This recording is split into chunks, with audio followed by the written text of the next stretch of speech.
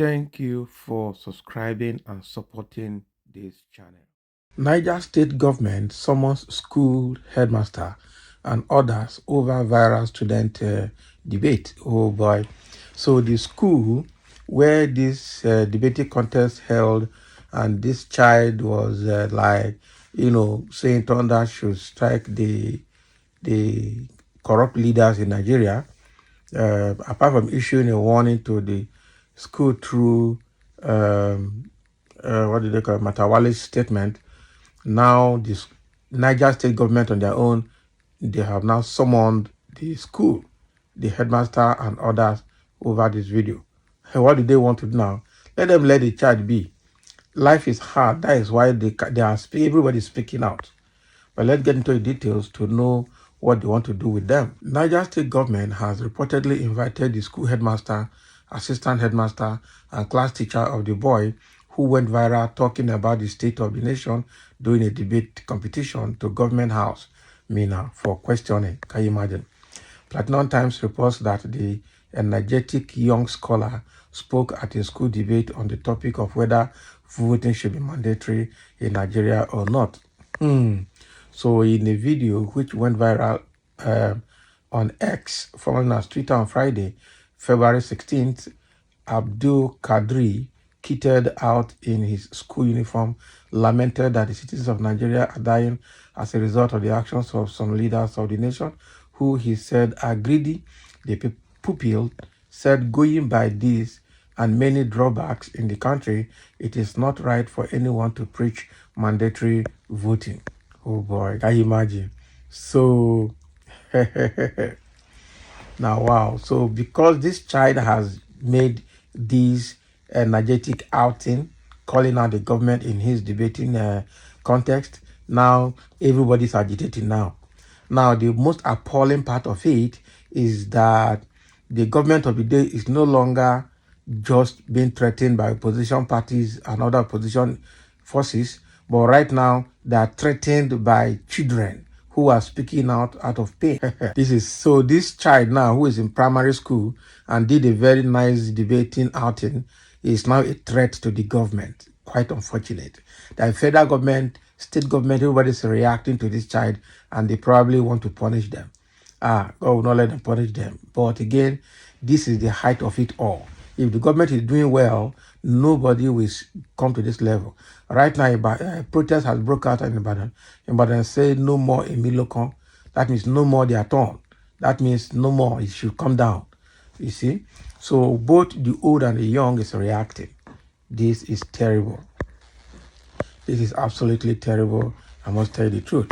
And let's see, some people are already making comment over what this Niger state government is trying to do about this child. In a viral video which went on X, formerly as Twitter, on Friday, February 16th, Abdul Kadiri kitted out in his school uniform, lamented that citizens of Nigeria are dying as a result of the actions of some leaders of the nation, who he said are greedy. The Pupil said, going by this and many drawbacks in the country, it is not right for anyone to preach mandatory voting. This boy, blood is hot. And in the comment section, someone is saying they should leave this boy and his teachers alone for saying the truth. Exactly. They should leave them alone. My problem with these Northerners is their hypocrisy and tribalism in politics. When Buhari was president, they never opened their smelly mouth to criticize anything that was going on in his government. Now they have suddenly found their voices. They now know how to protest. The same people who did not join the NSAS movement now know how to protest. Bunch of hypocrites. That's what they are anyway. But the small boy is saying the truth now. And the way I am seeing things mostly in Nigeria, truth has become a sin. Why? Saying truth is a crime in this Nigeria. Where is human rights in the country? Nigeria. No human right again, no. Okay? Niger state government, the truth is that the young boy deserves award to encourage others to voice out loud when things are going wrong.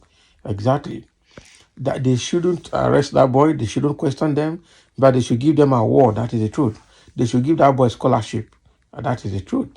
This APC government not get shame. They want to arrest small boys. They might even end up arresting that boy. That is it. But that will be so bad. So we should talk again, thieves, Abby. So we shouldn't talk again. These thieves, they don't want people to talk again. APC, they are shameless and useless party ever. I knew it will come to this. These people are in for it, despite and tyrants in power. Despots, okay. Karma is coming. They don't want the truth, of course. But the boy was saying the truth now. Why should Nigerian leaders hate the truth, especially when it comes from the masses? Because they believe in the power of suppression. They believe they can continue to suppress everybody. But Nigeria is just too big for any one person or group of persons to suppress. That is the truth. Even the highest ritualists cannot silence Nigeria. You can only silence a few people within your domain, but you cannot silence the entire populace. There's not everybody just go work for anybody. Okay, and not everybody they fear. Northerners are hypocrites. It never start. Same Northerners will assemble underage children and use them to rig election. Exactly. So I wonder why we are blaming the Northerners. During Buhari's tenure, the Southern leaders refused to speak up about the ills going on because of hypocrisy and selfishness and the selfish motive to gain power.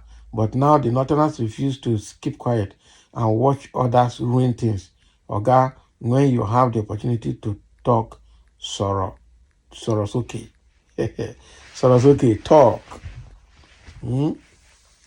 Exactly. When the Buhari was there, the Southerners were aiding Buhari. Instead of them shouting out against the ills of Buhari's government, they were supporting them. Support like Amechi was becoming a vice president, was supporting Buhari, beat all the Minister of Transport projects in the north, and went to take Turban as a title. Now where is he now with his Turban? Zero. So now the Hausas, now the Southerners here, and the Hausas refuse to keep quiet. The way the Southerners kept quiet during Buhari's time, the Northerners refused to keep quiet. So what do you say? Who do you have to blame in this matter? You have to blame the Southerners. The truth is always bitter. Hope let the invitation be for good, not for wickedness, because Nigerian leaders not want truth. Story. Truth is always bitter to them that don't want it. Now, so that is exactly what is happening there. The boy has spoken very loudly, but the authorities of the school, the government, Niger State government, want to go and investigate them. I just hope that they don't harm them. That is it. Thank you for listening, and let's have your comments.